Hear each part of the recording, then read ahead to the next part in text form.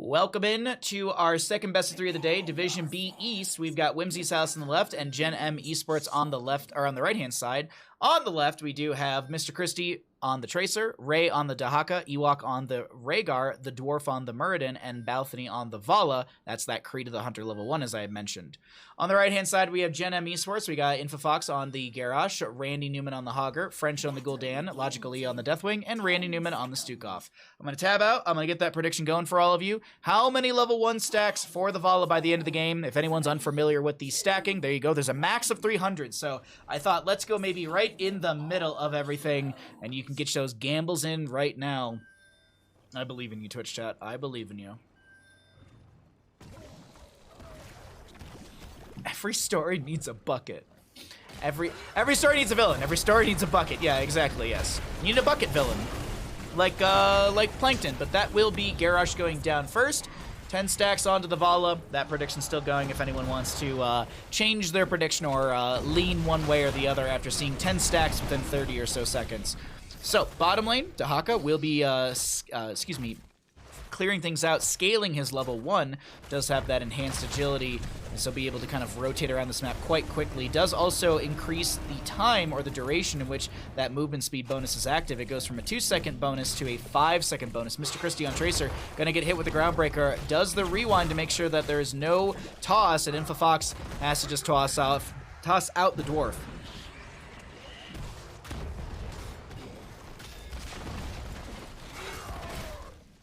Wasn't there a bad guy from the Space Ghost Coast to Coast show that wore a bucket on his head? Or one of the hosts or something like that? Anyways, Stormbolt onto the Garrosh. A little bit of poke out from the from the Tracer as well. She's building up the baseline or her heroic damage. Is KFC a bucket? Yes, it is. They're an evil corporation. We all know this. Don't you, ISO?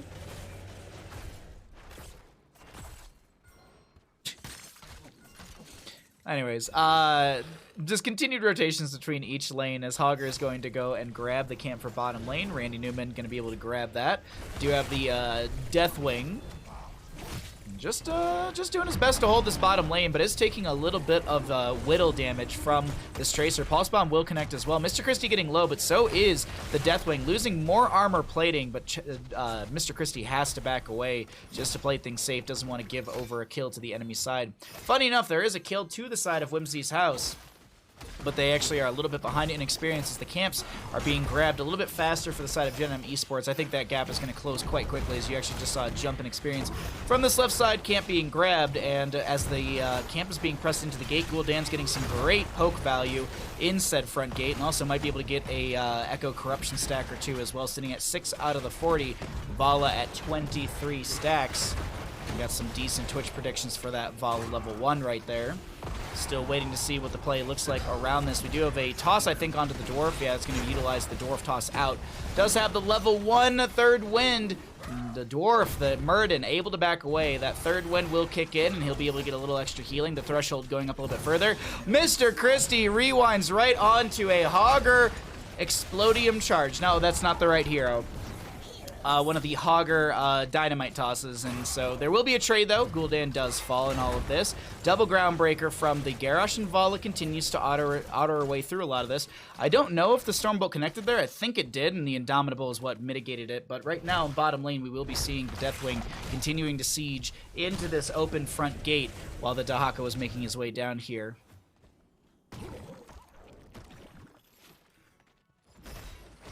Was it Moltar? Yeah, exactly. Yes, yeah.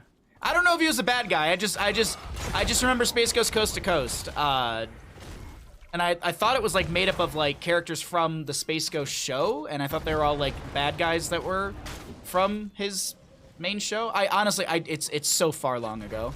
I barely remember it. bit of Groundbreaker from the Deathwing as both teams have the turn-in availability. Vala, 64 stacks right now. Hogger getting some bounces through the enemy wave to clear out the top lane a little bit faster. French is the target of a Pulse Bomb, getting chased by the Vala as well. Has that reduced healing as well from the, I believe that's the level 7, just to be able to get more spell power, I think is the trade.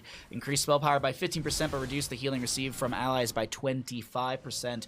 So it's going to take a little bit more to heal him up, but he's going to be able to burst down some of these enemies a little bit faster. Mr. Christie going in, trying to get the damage, trying to get the kill. The drain is going to happen. Is a recall available? A blink will happen. Infofox gets the Groundbreaker. Deathwing will come through with the Cataclysm. Tracer will fall, but the blue Web Weavers will descend to the side of Wimzie's house. They're all enemies from a show. Okay, thank you.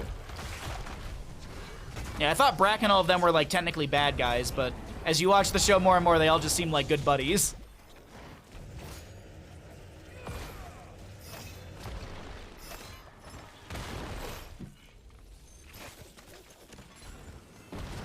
Okay, so bottom lane objective, how much value does it get here? Because top lane should get decent value on the fort front gate. Actually, I say all that, and Vala's in mid.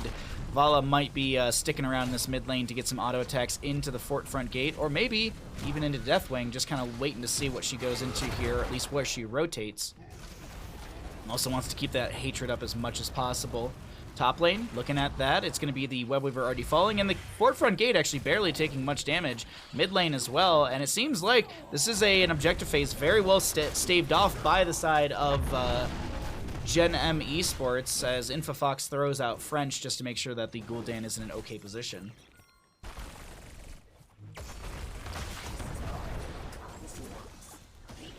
Vala, 85 stacks, toss out onto the Dwarf. Looks to just go in for the fight, but has to Dwarf toss away. Did go Skullcracker at the level 7, so I believe that's the third auto attack, yeah. I believe it's increased damage as well as a small stun. Garrosh finishes his Warbreaker from level 1, and Tracer is able to recall and blink away. Big Cataclysm from the Deathwing, just trying to make some room. Looking to turn in, but he's actually on kind of the awkward side of this because this does allow the Vala kind of step in and poke as well with some Hungering Arrows, but I think this might be enough delay. Oh yeah, okay, so they get 21 in, but it's not enough. The caster math wasn't adding up correct right there. Still 4 more gems necessary for a turn in for the side of Gen.M Esports. And 10 Talonteers up, we always do this. Let's cycle through the numbers.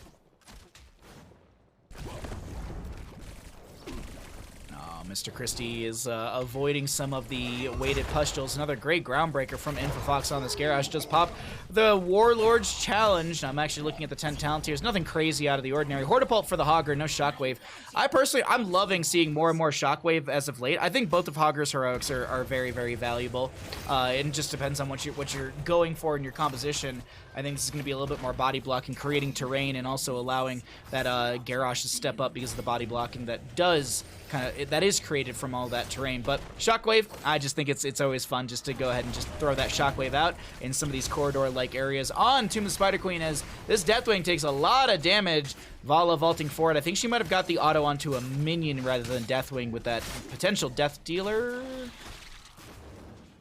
I think Death Dealer's later in the build, if I'm not mistaken. Wait, is it early? Is it at 7? Hold on, I'm honestly misremembering when it is.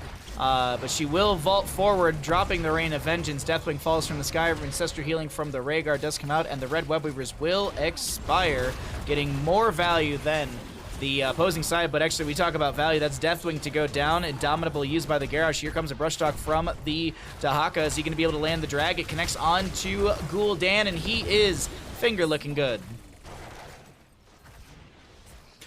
Who would have known French were so delicious? I'm sorry.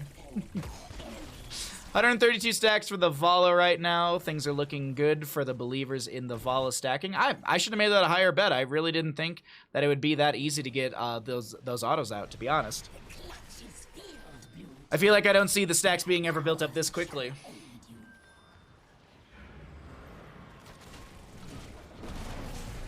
Stormbolt onto 2 with the piercing value from hitting level 10. Blue Web Weavers will descend. Boss is going to be leashed.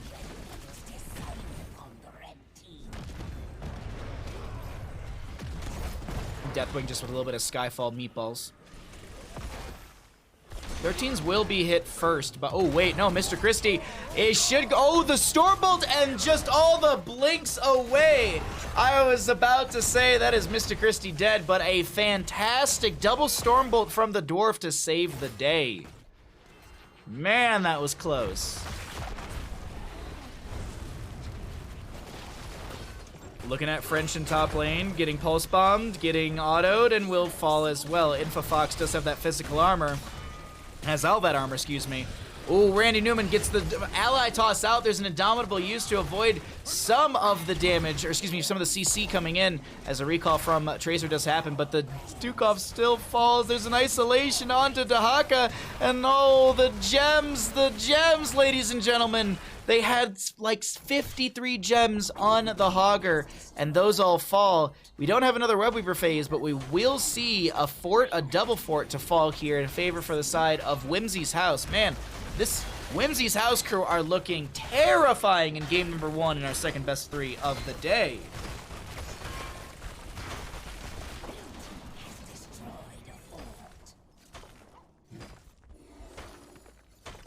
Alrighty, sidewalls being taken out does does take away some of the vision. We will see the Siege Giants for the bottom lane, though. Look at the Deathwing positioning. He's very far forward. He can't really be CC'd. Will he be able to back away? Okay, so he's going to go for the Cataclysm, creating a lot of damage on the ground. Pulse Bomb will connect. A Bellowing Roar comes out, but oh, goodbye, Deathwing. He did have a few gems, going to be losing those as well. Drag onto Hogger. Ally toss right next to Ewok. There's going to be a spin out from Hogger. It kind of catches the sidewall. Ancestral Healing onto Mr. Christie just to keep chasing. There was a Purge as well. That's a wonderful Warlord's challenge, but no, it's not going to be that wonderful as we do see the Garrosh going down. A bit of a trade here, but that trade is all in favor of Wimzie's house. Gaining 3 kills, only losing their Rhaegar. Bottom lane fort has already fallen. Turn-in availability not far off here, chat. We're looking at another, what, 6 gems are necessary to be picked up? That's 2 waves. Man, oh man. Wimzie's house just putting the pressure on immediately.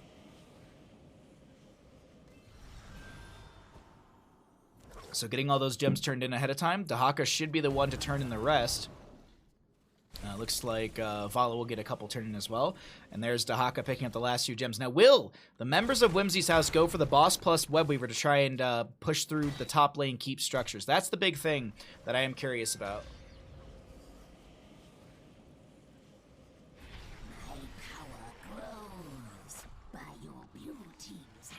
I just got a message from my friend, and it's Stark is in my ARAM, he's murdering me. And then said that he's rude for murdering him. Get good heart. That is my response to my friend. Feel free to beat him up, Stark. So the Webweavers will descend. We have a camp for mid lane. No boss to be grabbed. 17 to 15 in the levels. 11 to 3 in our kills. And let's check out the APM, ladies and gentlemen. Oh, APM. Here we go.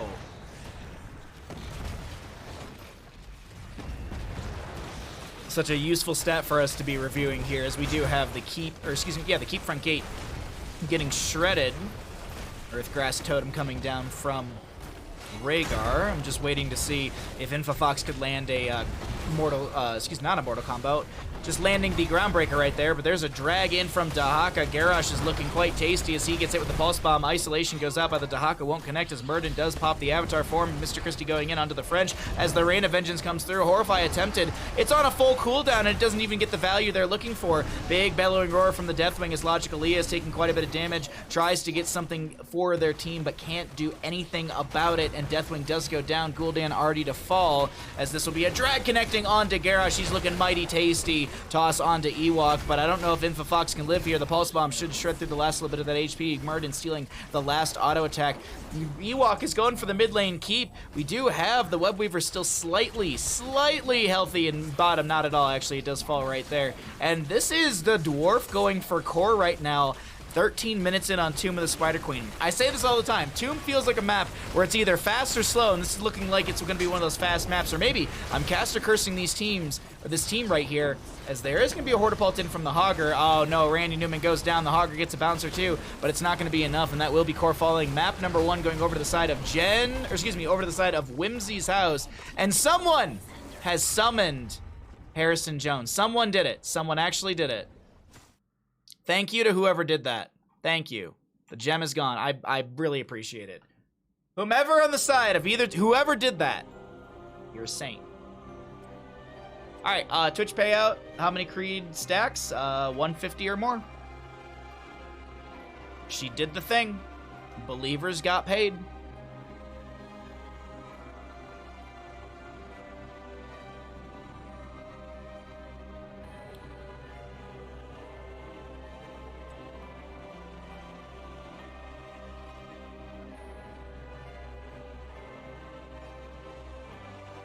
Now you can use those channel points to boost the stream. Nancy, thank you for the boost. Buckethead, he's a musician. Oh, he's mega evil. He's mega evil. We all know that. Have you heard the what is the album that he has? He has a really good solo album.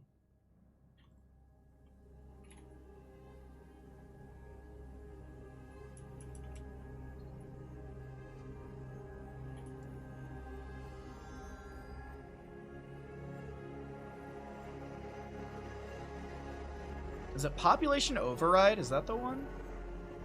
What album was that? There's one that I used to listen to all the time.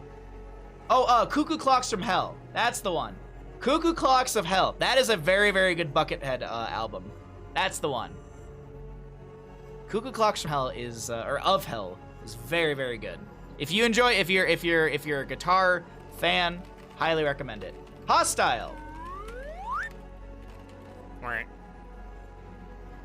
I will follow you to the end of the world. Subscribed. How many babies is this? Almost 3. Almost 3. Hostile, thank you for the tier 1 for 26 months. Thank you very much. How you doing, bud? GG, Hostile. Oh, who's calling me? I don't know you. I don't know you. Screen call. I don't know who you are. You have a Michigan number. No one from Michigan likes to talk to me. Facts. Well, except for my parents and, like, one other guy. I hate you. Wow, rude, Hostile. Man, it's almost like Hostile is hostile. How ridiculous.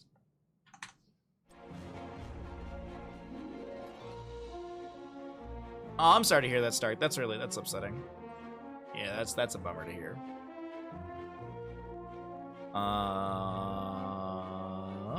This thing. There we go. All right, the teams didn't swap sides. That's always good. I think I might have a fun questing talent for all of you. Let me just double check this. There's a Phoenix in this game. Ugh. There's a Phoenix in this game, chat. I saw you on the other team, and I was like, this is gonna suck. I would hate to play against Stark. Because I get my butt whooped. I would get my butt whooped. Okay, so.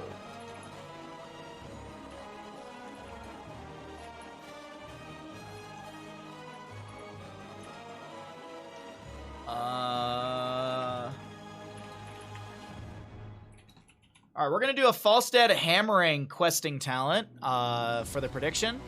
And I'm going to do 100 or more or 99 or less. Phoenix, you say? Yeah.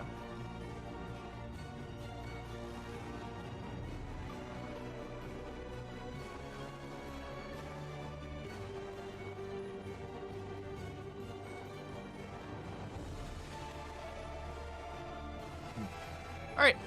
Sorry, I'm just catching up on chat, making sure I'm not missing anything. Let's change that. To...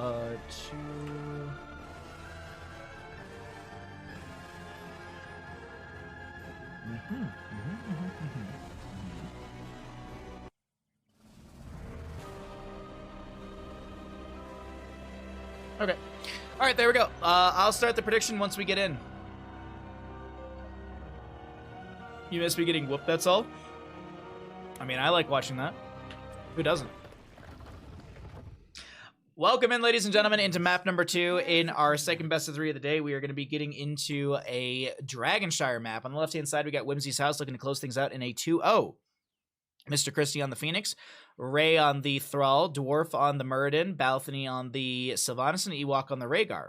Over on the right-hand side, we have Gen.M Esports looking to take us to a map 3. We've got Randy Newman on Tyrande, Infofox on the Garrosh, Logically on the Chen, Randy Newman on the Falstad, and French on the Hanzo. I'm going to start that prediction, and we are going to be looking for how many level 1 stacks for Falstad by the end of the game. He is going to be going into Gathering Storm, and you got 2 minutes to get your predictions in.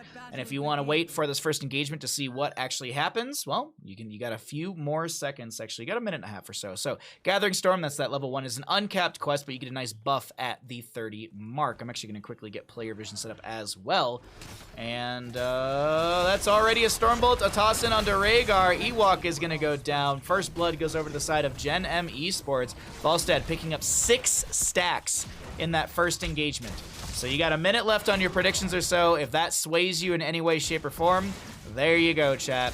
But there is a Phoenix in the game, so I wouldn't be counting Wimzie's house to win this one personally, because it's Phoenix.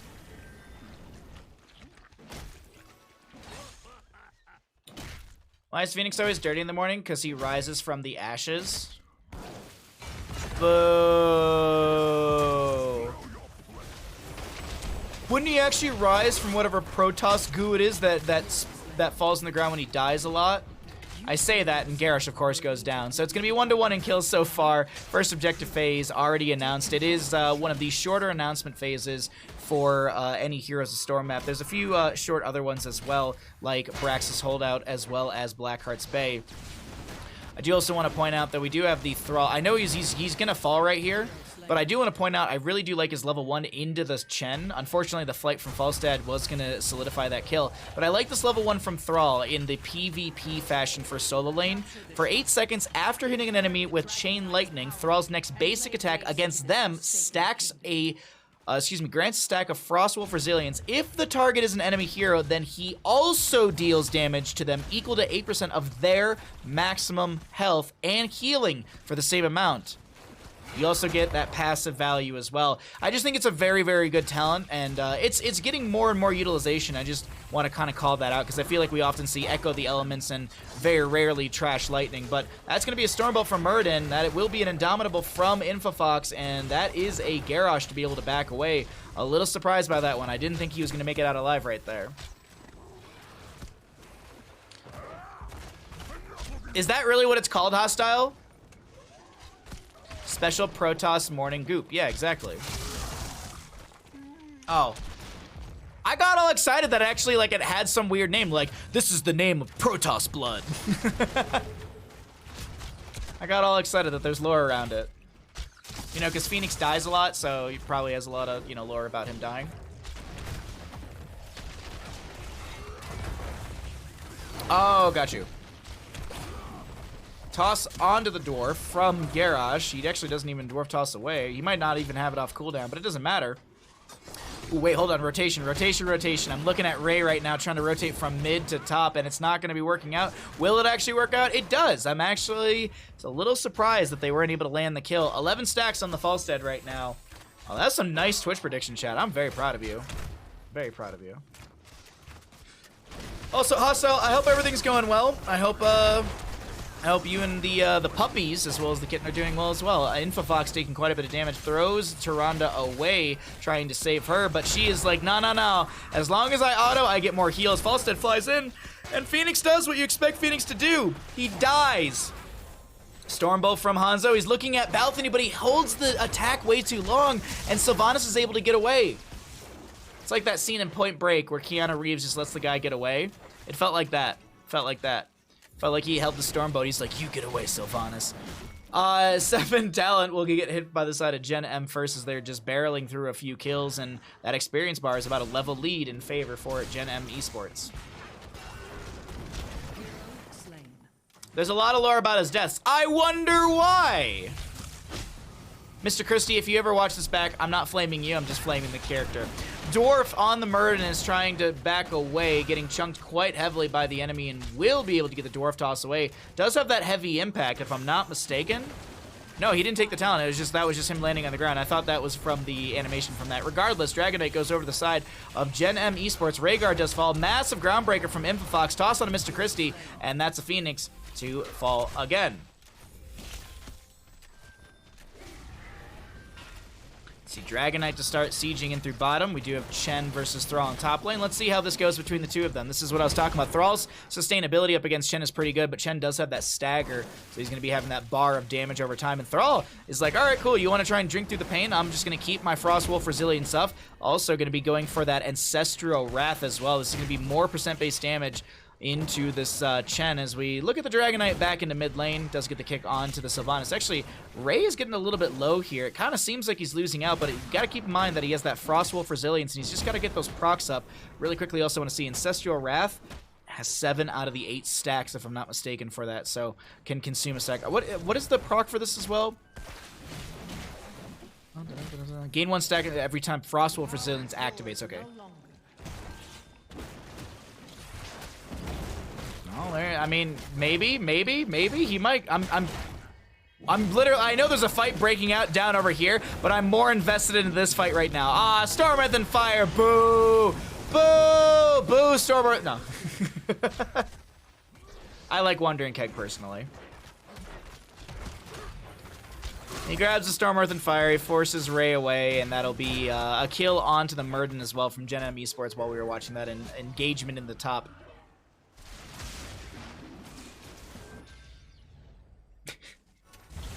Just giving players hard times if they can't even defend themselves because they're not here. We will see the Bruiser camp to be grabbed. Falstead at 17 stacks.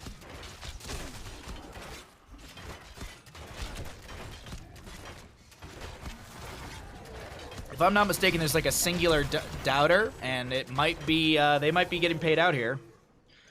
We'll see. We'll see. 17 stacks is low. I mean, but also, I mean, we could see a lot more engagements pop up. He baited out the ult. Nah. A good Chen doesn't need Storm Earth and Fire. Good Chen goes Wandering Keg.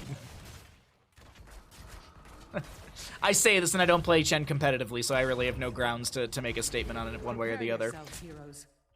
I just like Wandering Keg because it's fun to keg people into walls and stuff like that. I actually had a really good Chen game yesterday, I'm not gonna lie. I'll toot my own horn on this. Thanks for the follow as we have a fight onto, oh my god, Murden. He gets shredded. Earthquake from the throw will utilize Gust from the Falstead. Purification Salvo comes out, and it does nothing as always. Ray taking quite a bit of damage. Hanzo rips an arrow. Won't connect onto anyone. As Chen goes in for the flying kick, there's going to be a target of Mr. Christie. Flame Belch as well. Doesn't land the kill. Balthany is able to get away. Oh, the Sentinel comes out from Toronto, but it doesn't get a snipe kill. Could see... And I was going to say, we could see a quick Dragon Knight over the side of Gen.M Esports, but no, I don't think that's going to be the case. Murden's already back into the mix. T-Tors? What do you mean? Don't T-Tors me. How dare you be crazy?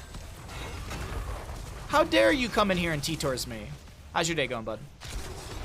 Garrosh trying to regain control of bottom lane. Does slap, or just throw someone away, as we will be seeing the slap onto Garrosh from the Wailing Arrow. We also have that, oh my god, Randy Newman almost going down right there twice it seemed, but the Bloodlust from the Rhaegar will be used. Mr. Christie a little bit low here, but seems like they'll be able to just auto-attack through all of this. As we have Thrall holding the top lane. Meanwhile, look at the Chen. See, if you had Wandering Keg here, you could keg the Phoenix and kill him. I'm just saying. Do you see my bias? Getting better as the days go by, so it's okay. I'm glad to hear that. I'm glad to hear things are getting a little positive. They may not be perfect, but I'm glad things are going in a positive direction, bud. Always glad to have you here with all of us. Thanks for joining. Bias? I see no bias. Thank you. Oh, look at that tiny little Phoenix. Tiny little Phoenix from the harsh moonlight. Sentinel reduces the enemy's speed and damage by 35% for 3 seconds. Also, it reduces their model size as well, which, if you ever see Deathwing getting hit by this, it's adorable. I don't know why, but it's like a middle-sized Deathwing, and it's just so cute. Tiny little Phoenix, though. That was actually really funny to see. All right, Dragonite could go over to the side of Gen.M Esports. We're a little bit split across this map when it comes to kind of everybody. We have Chen in top, Hanzo in bottom, Falstead floating around mid. Salvo goes out, and Tyrande, I think, lost like an 1/8 of her health or something like that. Garrosh losing like maybe less than that, maybe like a 16th or something. I don't know. I'm not good at math. We're casting, but Mr. Christie is not good at living, as that is going to be Phoenix going down. We do see the Wailing Arrow. Nope. What did I hear? No, it was Wailing Arrow. Okay, sorry. I thought I heard Wailing Arrow, and then I was looking for the cooldown. I couldn't find it immediately. I was like, maybe I'm just crazy. Mid lane do have the availability of a Falstead. Excuse me, a Falstead. I was going to say a Falstead Flight, but a Dragonite to go over to Gen.M Esports. We'll just have to see if they're able to actually get into place for that. Randy Newman on the Falstead should hit their 30th stack here against the Thrall.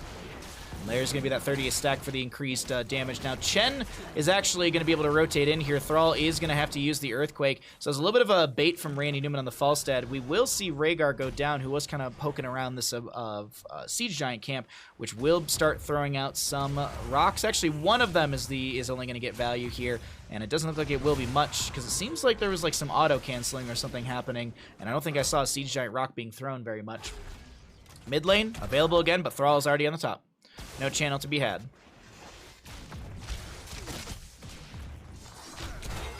Toss onto the Dwarf. No Groundbreaker to connect. I'm just looking really quickly. Did finish out that level 1 quest. I already missed it, though. Hanzo almost done with his level 1. Big Warlord challenge on the 2. Hanzo misses. I was going to say he missed the Stormbow, but he still gets the auto, and that kills the Sylvanas. Great scatter as well. Dwarf gets the Dwarf toss over the wall and is able to tap the well and back away.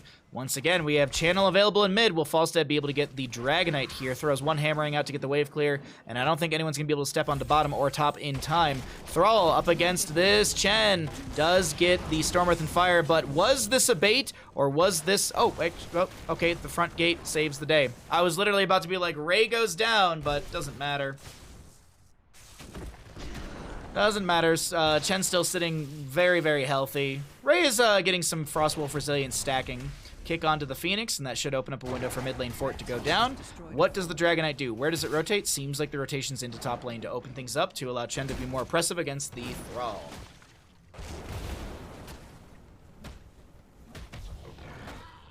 No 16 talent tier yet for the side of Wimzie's house, so they're just going to be doing their best to just defend and play against this. Kick onto Thrall, so he's not getting that decent damage into the Dragonite with that high health pool. Keep in mind that this Rolling Thunder does go into the Dragonite as well for percent-based damage. Meanwhile, in bottom lane, we're going to check out the fight as the Warlord's Challenge does come out from the Garrosh onto Dwarf, who does get, oh my god, getting just shredded with some of these auto attacks. And Stormbows from the Hanzo as the Avatar popped by Muradin. He gets pulled in. There's a Wailing Arrow from Sylvanas. Balvenie trying to get the shred. The Scatter Arrow won't connect onto Mr. Christie. There will be a single Stormbolt. The Dwarf getting low. The chase goes in. There's the kick from Chen. He's got that flying kick range. And let's see, the Falstead is, he doesn't get the fort. Ooh, Earthquake from Thrall, but he's not able to lock down the Falstead enough. And Infofox backing out through the bottom lane. Doesn't really need to do so, per se. Full HP, full mana. Little grounded, little totem there on the ground. Thrall clears out the top lane. Man, I gotta say, chat, good back and forth from both these sides. Very good back and forth. Game 1 looking fantastic from Wimzie's house, but this game 2 building momentum on the side of Gen.M Esports.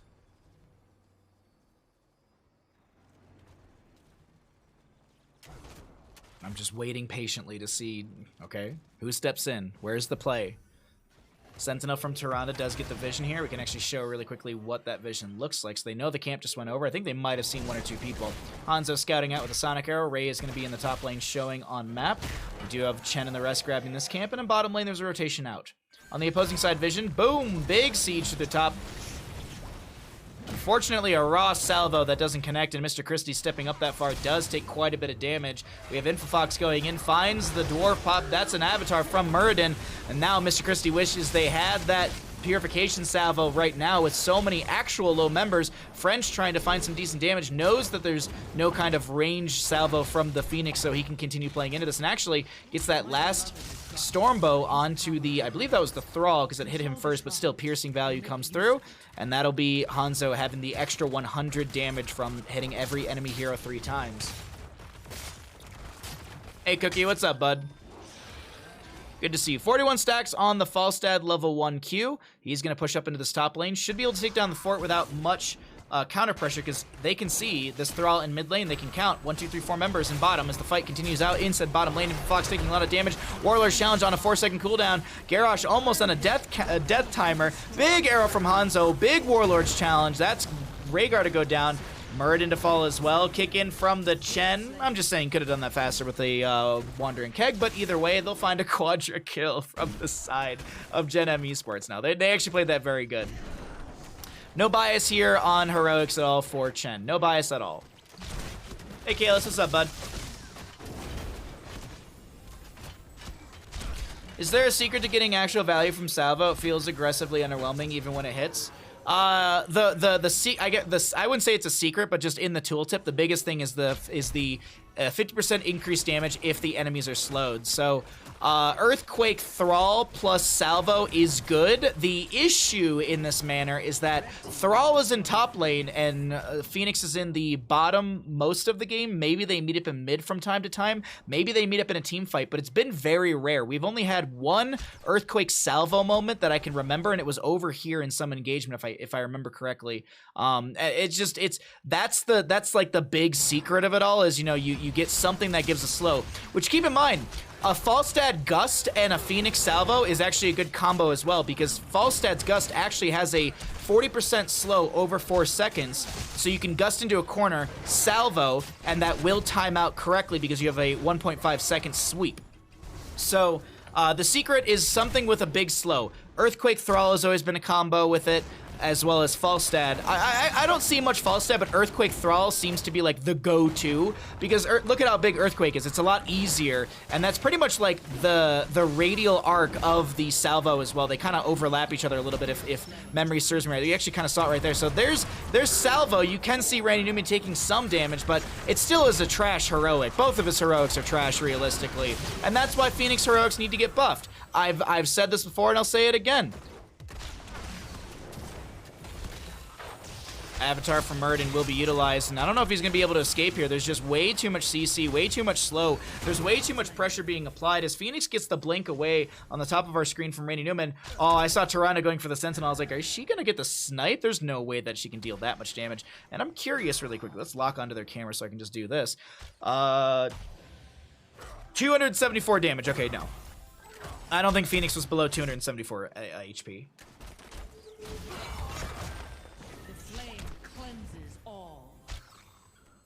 All right, another Dragon Knight to the side of Gen.M Esports, and let's see what they do with this. Enjoying the mini weekend. My mom visited. We had dinner in a nearby restaurant. It's in a mill. It's a really cool, cozy. Love. Oh, nice. Sounds delicious. Big damage on a Mr. Christie. That is going to be a dead Phoenix, as this bottom lane keep is going to be sieged by the Dragon Knight. 20 talents here, already here for the side of Gen.M Esports. And look at the Dragon Knight positioning. They want to go core. Going to use the Thrall as a kick point just to be able to get closer to the core a little bit faster. And I think, ladies and gentlemen, I think we're looking at a game number 3 here between these two teams. Gen.M Esports equalizing on Dragonshire, map 2. Hanzo arrow will miss, but the Gust from the Falstad does buy a little bit more time. Earthquake from Thrall to be used, but it's not going to be enough, and there goes the map, the core, and the game.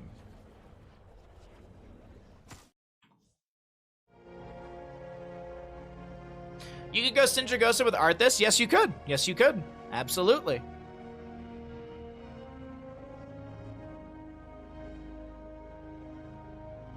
Alrighty, Twitch prediction payout time. How many level 1 stacks for Falstad at end? Falstad has 47 stacks, so 99 or less. Rip 1k points. Just predict better, forehead. Hey Warlock, how you doing? Hey Wildfire, good to see you, bud.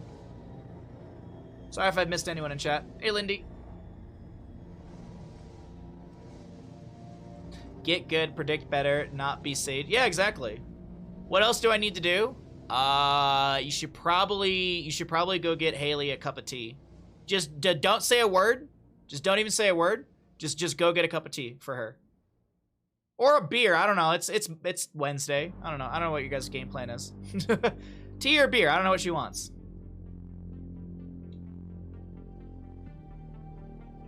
How am I doing on this fine day? I'm doing fantastic, bud. I'm a little tired today, I will be honest. I don't know why I'm so tired, but I am a little tired today.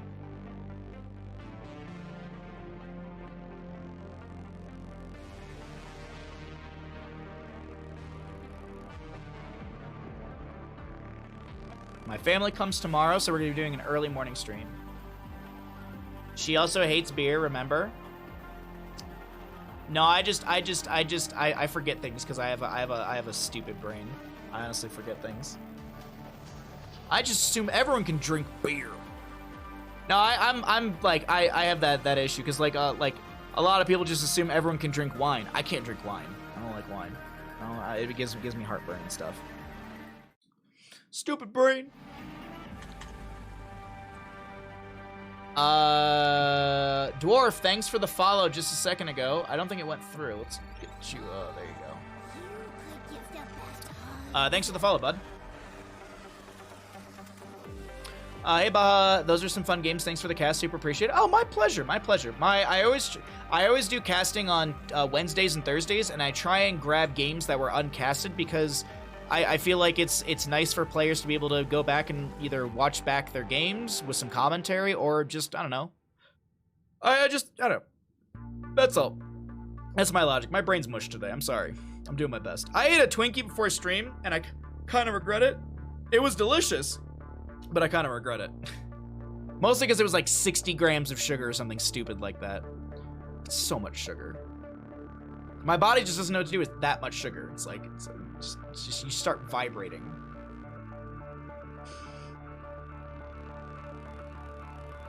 I am firmly in cocktail territory right now because workday has been a whole day. Oh, go for it, Lindy. I believe in you.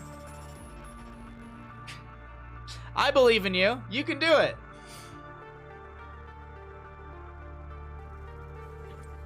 I stopped adding sugar after my first mug. Yeah. I add some sugar to my tea. Cause I will say this. So for me, if you added some sugar to English tea time, it tastes like Fruit Loops. I don't know why, but to me, English tea time with some sugar tastes like Fruit Loops. So I always add in a little bit of sugar to my black tea. But what I've started doing is I do like 1 cup of black tea with sugar, and then I do green tea with like no sugar. You're not wrong. I feel like I've said that to someone, they were like, no, it doesn't. And I'm like, all right, whatever. Taste buds are different for everybody. Some people like oysters. Some people think no. I have no interest in eating oysters. We've talked about this on the stream before. I just, like, it doesn't seem appealing to me. Or, like, seafood and like, crustaceans and stuff, it's just not appealing to me. It's just not appealing. Like, I don't really like sushi. I really don't like I don't like any of that kind of stuff, really. I'll be honest. But I didn't grow up with it either. Like, I would maybe have like a tuna sandwich from time to time, like canned tuna. But like, I never like had like salmon or like grilled tuna or anything like that when I was a kid. My mom would, but like, I would just never really eat that. Right now I'm having pineapple chili kombucha with a shot of dark rum. Simple, effective, delicious. Wow, damn. Baha likes kielbasa. That's his dish. He likes kielbasa better than fish.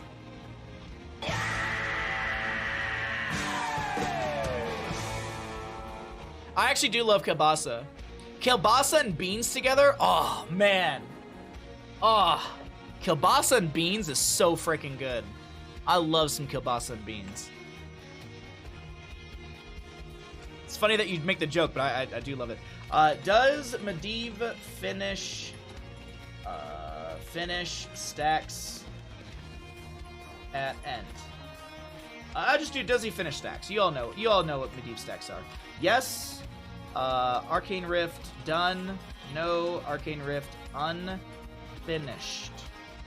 Arcane Rift, right? I'm not crazy on this. Baseline is, I think it's Arcane Rift. All right, 2 minutes on that, and I think we'll get into our next game. I think the old bandit needs 1 or 2 more toys. I agree. Good thing my parents are going to be coming tomorrow, and my mom will probably bring 1 or 2 more toys. Perfect, yeah. Bangers and mash. I don't know if I've actually ever had bangers and mash, I'll be honest. I don't know if I ever have.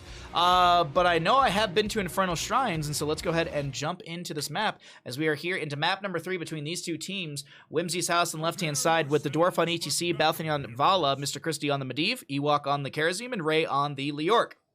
Over on the right-hand side, we got Gen.M Esports. We've got Infofox on the Garrosh. We got Randy Newman on the Junkrat, French on the Tychus, Randy Newman on the Tyrande, and Logicalia on the Rexar.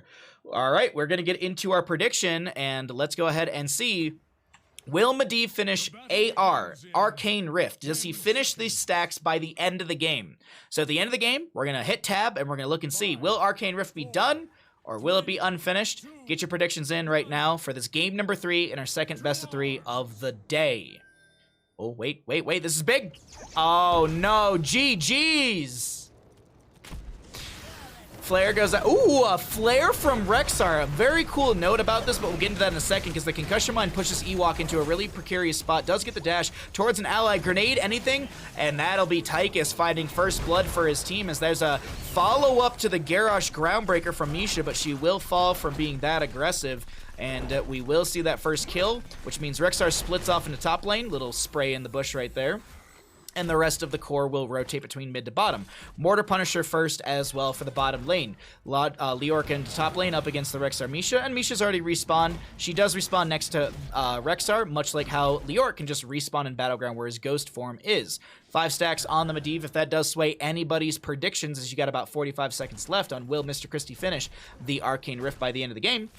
And let's talk about the flare. We don't see this super often, but this is what I love about flare. And I'm going to go ahead and show the Rexar vision. So flare essentially has 100% uptime, meaning that you can use flare the moment flare dies or the light goes out. Because flare has a 20-second cooldown, but it has an active time of 20 seconds, and it has an active cooldown, meaning once the ability is used, the cooldown starts. So literally, as it ends, you can constantly throw out flares. Why do I want to talk about this? Because it's a really, really good tool on maps where ganks can happen, rotations are critical. Tomb of the Spider Queen and a map like Infernal Shrines like this are wonderful maps for flare. You do lose your wave clear ability with the aspect of Hawk, because you don't get that extra wave clear onto minions and stuff from throwing out your Hawk, but still, you are able to get that vision provided, so no gank to be had, and you can make safer rotations between lanes, as Leorc will be scouted out. Also, the toss range on the flare is insane. Like, the flare went from here to all the way over here, so that range is just really, really cool. It's a cool talent. I don't see it very often, just wanted to point it out and highlight it from the side of Gen.M Esports. Have Haley make it for you next time. What is bangers? Is that just sausage and mashed potatoes, isn't it?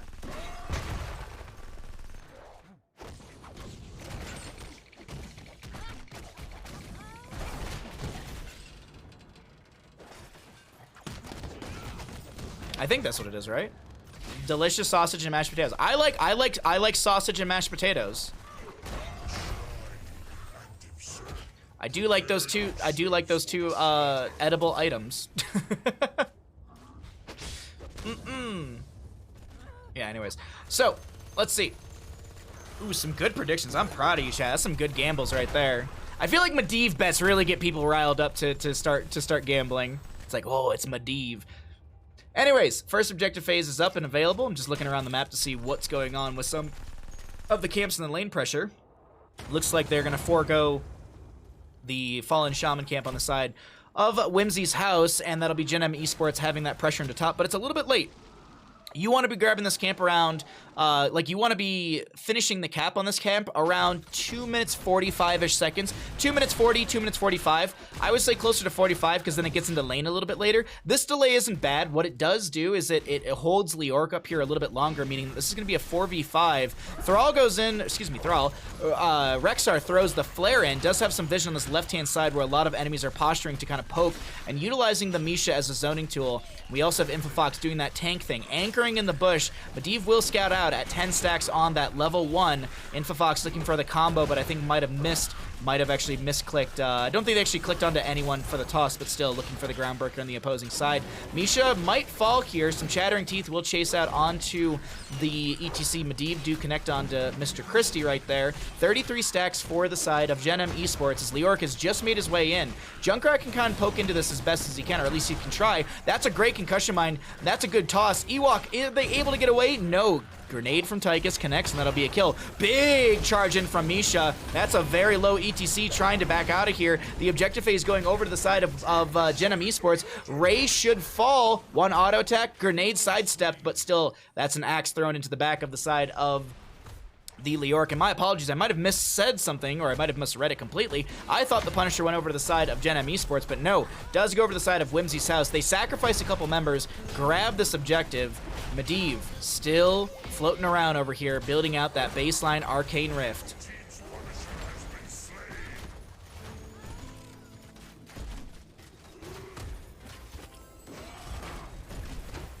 I hate playing Medivh, so I'm always voting no because...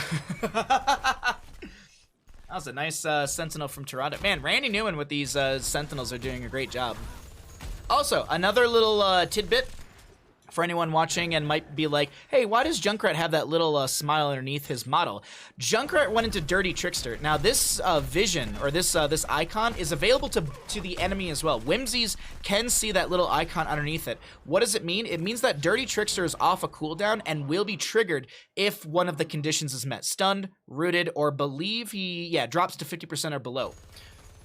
12-second cooldown. So if you're ever in a fight and you see that, and you're like, let's say you're a Varian, and you see that, you're like, okay, if I go in, I better, charge, wall shield or parry, and then, go for my taunt or something like that, because that taunt is gonna trigger the Dirty Trickster. So just little things like that just to keep an eye on if you are playing against Junkrats, or if you are playing with a Junkrat, maybe you play Joanna, the Junkrat drops low, you condemn people into that damage dropped on the ground. So some tactics to play with it or against it, just to want to keep you all up to date on that, and keeping you up to date as well on some of these damage numbers, the healing and experience, because we will see those 10s at the top of the screen. So let's make sure that we get an idea of what the healing and all that other good stuff looks like, as pretty standard heroics across the board. 7-sided for the Kharazim, no Divine Palm. I actually feel like I don't see like Divine Palm ever in competitive play, and maybe that's because we're just seeing Infofox getting shredded right there. Rain of Vengeance comes through from the Valve. The second one doesn't connect. There's going to be a massive Groundbreaker from the Garrosh. Big Leyline Seal from this Medivh as he's getting some resets on the Arcane Rift. Another bird out from Randy Newman. Doesn't kill the Dwarf, but man, Randy Newman is looking really good with those Sentinel tosses. I gotta say, Medivh's mount, or human to bird form, or Medivh to bird form, that needs like a longer channel time. It needs a longer channel time. That's my 2 cents on Medivh. Maybe fix a lot of other things, but that one definitely. A lot of good damage coming out from the Valo. There's a toss onto the Dwarf. ETC gets the power slide through a few enemies, gets the portal out as well, and Misha does go down. Good back and forth so far here on Infernal Shrines, map number 3 between these two teams, and we shouldn't be far off from a Frozen Punisher being announced up in the top lane. It needs a shorter channel time? Get out of here with that. Medivh just needs to not be in the game. I think this talent right here, you should not be able to do this from Raven form. You should not be able to do this from Raven form. I don't think that's bullshit. This talent is BS, and I think his mount speed is BS. I think at least fixing mount speed is big, because he can't do the whole like drop down, do a bunch of CC, mount up, and get out of there. I feel like he needs like a longer channel time, but that's just me. That's just me. That's my theory crafting aside, as we do have our Frozen Punisher top lane, Gen.M Esports, looking to grab this, and so are the side of Wimzie's house. That's going to be a Warlord's challenge. Kharazim gets shredded. Big Leyline Seal as the I believe that was the Riptire being just killed before it actually does manage to get the trigger value. Intome from Leoric. There's a concussion mine to save Randy Newman. Wraith walk out from Leoric as the face melt from ETC does come through. Some boars to go out as well from the Rexar, and it seems like this is going to be objective phase to the side of Gen.M Esports, with Kharazim just now respawning. Oh yeah, picking up globes from Raven form is bullshit too. I'd agree. It's been 90% food, 10% hot, so business as usual. Whoa, whoa, whoa! Whoa! I've made it pretty long without talking. Oh no, we did talk about bangers and mash at the start of this game, didn't we? Huh? Never mind. I take back my shock and awe. 34 stacks on the Medivh. He's 35. He's getting up there right now, as this will be a groundbreaker. A Punisher to leap over onto the Leoric, as that's going to be a concussion mine that does throw the Vala out of position. She does have that Gambit. Commandeer Odin coming through. One more stack for Mr. Christie, and he has finished out the level of, the baseline Arcane Rift. Leoric may have fallen. Jump from the Punisher. Face melt from the ETC as his model is reduced from that harsh moonlight, level 13. That's why you saw a tiny little cow almost getting shredded right there. Leyline seal from Mr. Christie. Concussion mine does go out. Mosh pit won't connect. If only they had gotten this displacement 3 seconds, maybe like a little bit earlier, they would have gotten the stacks reset, but that will be stacks going over to the side of Medivh.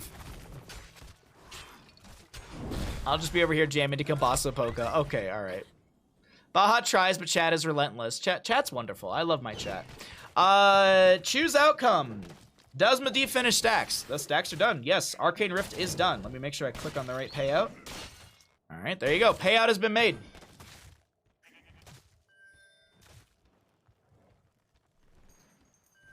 I can't help but talk about food when I'm casting. I really can't. Unless I have a co-caster. No, that's not true, because I ask Grubby food questions all the time.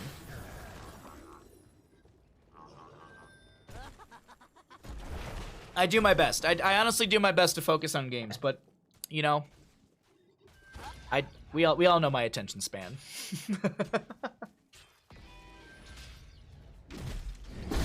Oh, man. Also, I get bullied by my chat all the time. Poor little me. 1 to 6 in kills, 14 up on either side. Next Punisher going to be bottom lane, Arcane Punisher. This is why we love you, Baha. Well, I love you all, too. Especially my tier 3 subs. Oh, I love my tier 3 subs. My tier 3 subs, I could get you want a bottle of water? Do you want a foot rub? Maybe I can get you a glass of water. What you need? Twitch cancel my tier 3. Why did you let Bezos do that? That's rude of them. That's my excuse? Oh, okay. Not that I need to pay for a wedding. No. Not that you have to pay for a wedding in the United States. The working minimap so I can stream snipe is enough for I love that joke that everyone's just kind of gotten on board with, just like, oh yeah, this works fine for me. I'm a tier 3 sub. Bezos didn't let me pay tier 3 with exposure. I know, it's crazy, right? Medivh ley lines onto Randy Newman. Concussion mine making some space. Oh, ouch. Little overkill there, but they solidify the kill. Actually, 7-sided has a 50-second cooldown, so it's actually not that much of an overkill when it comes to cooldowns on heroics. And we also do have. Oh no, sorry, we're not at 16 yet, so we don't have the temporal flux. Nice attempt to get the Warlord's Challenge to pull into the Chattering Teeth. Does have the big as, so it will prioritize heroes as well.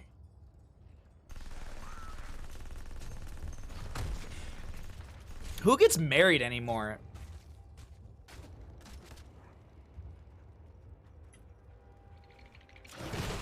Can't you get married for free in World of Warcraft or something like that? Mosh pit and a whole lot of damage. Garrosh does go down. Good back and forth here at the mid to late game point of our game. So with the kill onto Garrosh, I think they're saying, all right, there's no way we're going to be able to get back into bottom and get the objective phase. So I think this is going to be consolation prize, grab the top lane fort, Hearth back, and then defend. But the Punisher will be able to walk into a keep front gate area. Well, ETC, okay, there's a 7-sided, there's going to be a portal. So no real actual concern from the Junkrat concussion mine. It was a great concussion mine until, Medivh. Great concussion mine until Medivh. Top lane fort does go down. The keep front gate will fall. And so here's the issue. The Punisher can be baited towards the keep, but there is going to be the advancement of the enemy team.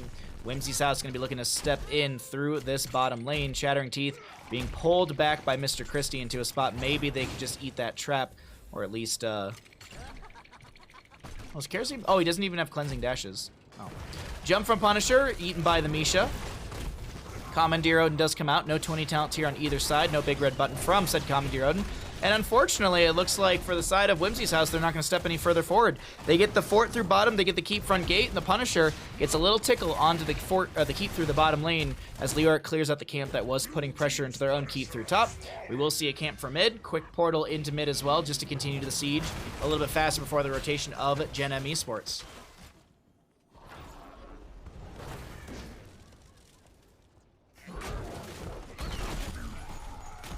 While marriage is free, but you gotta pay the bodyguards to keep the Griefer raid away. Oh. I actually feel like that's a real thing, isn't it?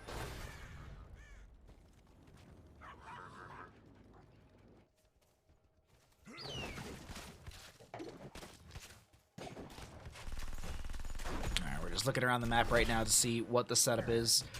Seems like just painting the map blue from the side of Wimzie's house. They have one more camp they can grab. Might as well grab, you know, there's one more camp you can grab, you might as well go for it. But Leoric is going to try and Spectral Leash off of Misha, won't be able to connect that. Mid lane rotation. It's just going to be some side walls to be poked at. Block Totem from Karazim, also just to eat some shots from the tower. Also provides a little bit of vision over the wall to see if the enemy would step up. Karazim a little lagging behind here. Vala vaults past the Garrosh in that little aggressive rotation. Another bird out, another sentinel from Tyrande. Objective phase shouldn't be far off either for the top lane. Rexstar to clear out bottom. He is showing. I wonder if they're going to make a play off of this once Rexstar's in bottom. No. It's actually the step up from Infofox and the rest. Ray sees this on that Leoric and does have the flank. Infofox in an awkward spot. Big Entomb coming out. There's the Leyline Seal from the far end of all of this. What's the play? ETC drops the Mosh, but it's going to be interrupted by the Warlord's challenge from Garrosh. Rain of Vengeance coming out from the Vala, as well as we have a Riptire from the Junkrat. Medivh is going to be the target. Does go down. Portal's the last thing he's able to do, but Ray is not able to get it. Has to go for the Wraithwalk. Flare out from the Rexstar to get some extra vision. Junkrat chasing on to Ewok. Bit of a turnaround. Not the expectation that I was, not the outcome I was expecting from these teams. I really actually thought that that big Entomb and that Leyline was going to set something up massive, but Warlord's challenge interrupting the Mosh, that was kind of huge. And Infofox lived right there. Tiny little Karazim model. Itty bitty little Karazim. Meanwhile, in bottom lane, Rexstar gets the clear onto the camp, as well as the catapult before it finds any extra value. Really quickly, what are catapults hitting for as we look at the top lane? That's an Entomb. Warlord's challenge, he's just going to try and turn and start chopping wood. Oh, Infofox just living through all this. The great healing from Randy Newman on the Tyrande as well, as they're not able to land anything with that, with the Groundbreaker there. But I'm looking really quickly. 616 into structures from catapults, as that one in bottom lane is just now getting to where the fort used to be. But top lane objective is up. Top lane keep front gate has gone down. 20 talents here on the right-hand side. Things are looking good for Gen.M Esports.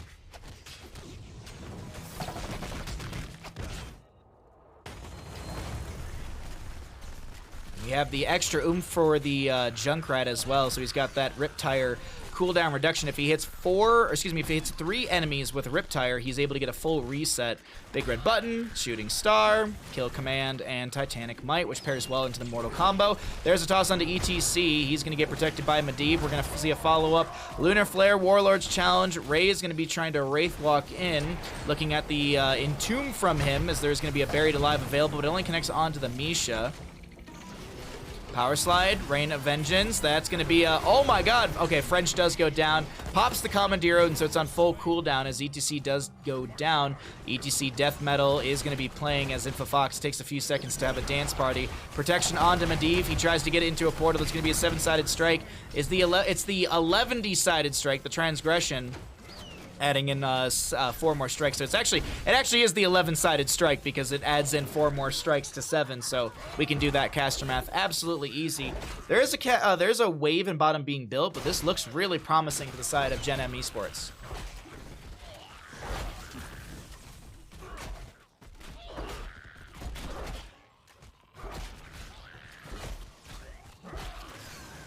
Math for the win, dude. Math is hard. Karazim going into bottom lane. I'm assuming he's just going to push up the wave and then Hearth out. But this might be a mistake. Oh, he dashes to the catapult. Wait, Misha charge? This might have been a mistake. This could be bad. Riptire does find the kill, but they don't even need it. Ah, Tyrande gets the reset on the Sentinel. So while that happens in bottom lane, the Punisher will be worked on by the Vala. She is shredding through the health bar quite quickly, but we're seeing a rapid ping on the 3 camps, and they're going to split on the side of Wimzie's, Gen.M Esports. So Punisher top lane finds minimal value. Maybe 25% off the fort. Maybe a little bit more than that. Actually, okay-ish value. Let's say nearly 50%.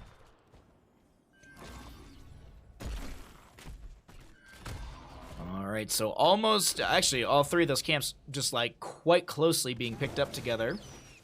Misha charging through. Double Sentinel, it's going to connect on to the Leoric. He's going to just take a lot of damage. Warlord's challenge attempted, but that's going to be the... Tyke is coming through with a fantastic grenade.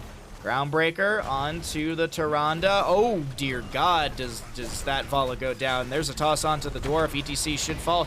He's got the death metal, but he gets the portal away. Yes, he's got death metal, not death mosh. Don't want to say death mosh. Commandeer Odin, big red button. Next Punisher's frozen through the mid, so let's open things up while they have 2 enemies dead for the next 20 to 40 seconds. Ewok typing a book to his team, saying how bad they... No, I'm just kidding. Just playing patiently. Darth Mosh. ETC needs a Vader skin, so he can do like a Darth Mosh where it plays the what's that song? Not Emperor's New Groove. The Imperial March, I think, is the name of it. Riptire is moshed. It can't be triggered either because it's in the Buried Alive. There's a Warlord's challenge. There's going to be Kerosene falling. No Punisher even needed for mid. With the double kill, Vala just about to respawn. Riptire from Junkrat. As I mentioned, if he hits 3, he gets a full reset. Only goes for the 1. We do have a protection from Medivh. We have a lot of Sentinel value as well from the Tyrande. We see a top lane keep to go down, well, just on our minimap, as that's a toss on to the Leoric. Mr. Christie looking for a better spot to be. Does get hit with the concussion mine. The core is falling rapidly to all the Impalers, and that is going to be map number 3 going over the side of Gen.M Esports. A fantastic series, ladies and gentlemen, and it'll be Gen.M to take it 2-1. GG. Well played.